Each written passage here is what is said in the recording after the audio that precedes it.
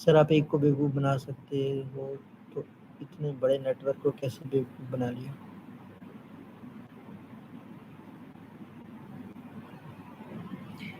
پتہ ہے مہران بھائی، دنیا میں نا جب تک لالچ زندہ ہے نا تب تک فراڈیا بھی رہے گا.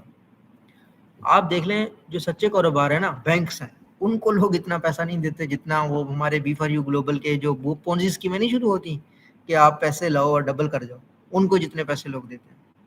تو یہ جو ہوا ہوتی ہے نا لالچ کی، یہ بڑی تیزی سے پھیلتی ہے. لوگ بڑے بیوقوف بنتے ہیں، لوگوں کو لگتا ہے کہ پیسے آئیں گے. اصل میں ایک کہانی آپ لوگوں کو سناتا ہوں. وہ ہمارے تھے قربان بھائی، بہت شکریہ، یو آر ویلکم برادر. ہمارے ایک مولانا وحید الدین صاحب نے ایک کتاب لکھی تھی.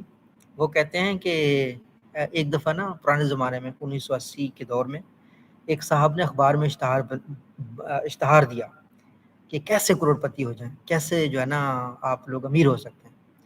تو اس نے اخبار میں اشتہار دیا کہ اگر آپ نے یہ جاننا ہے تو آپ مجھے ایک لیٹر بھیجیں، لیٹر واپس بھیجیں، اور اس میں 1 پیسے کا، یہ پرانے زمانے کی بات ہے، 1 پیسے کا مجھے منی آرڈر کریں. ان زمانوں میں منی آرڈر ہوتا تھا، کسی کو پیسے بھیجنے تھے تو منی آرڈر کریں. اخبار میں اشتہار دیا اور کہا کہ جو بھی بندہ کروڑ پتی ہونا چاہتا ہے، لاکھ پتی ہونا چاہتا ہے، تو وہ 1 پیسے کا مجھے منی آرڈر بھیجے. تو جس بندے نے اس کو 1 پیسہ منی آرڈر کر کے لیٹر بھیجا، تو واپس اس بندے کا جواب آیا کہ تو آپ لوگ بھی اخبار میں اشتہار دو، یہی اشتہار دو کہ کروڑ پتی ہونا چاہتے ہو. تو کہنے کا مطلب یہ ہے کہ اس طرح امریکہ میں ہوا تھا 1980 کے دور میں. ایسا ہوا تھا کہ مشہور ہو گیا تھا ایک پہاڑ سے کہ وہاں پہ سونا نکل رہا ہے. سارے لوگ چلے جی وہاں پہ پہاڑ کھودنے کے لیے. تو اس پہاڑ کے راستے میں کچھ لوگوں نے نا ہتھوڑے اور یہ پہاڑ کو کھودنے کے نا اوزار بیچنا شروع کر دیے.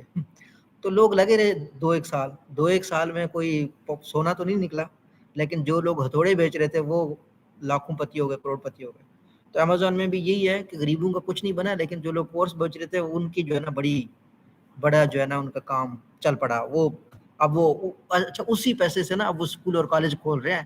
امیزون پہ پیسے نہیں لگا رہے، ثاقب اظہر خود نہیں لگا رہا. سر میں